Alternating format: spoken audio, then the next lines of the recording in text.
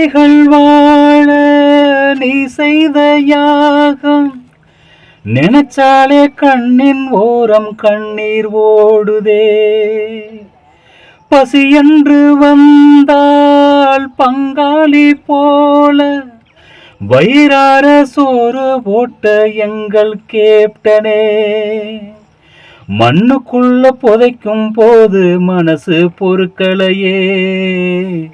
சின்ன பிள்ளை போல உங்க சிரிப்பு மறக்கலையே.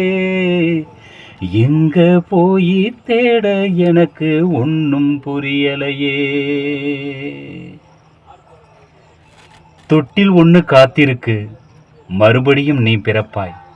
இறைவனோட செல்ல பிள்ளையாய் நிம்மதியாய் கண்ணுறங்கு, நிம்மதியாய் கண்ணுறங்கு. வரிகள் எழுதியது சமூக ஆர்வலர் இளவரசன் சார் அவர்கள்.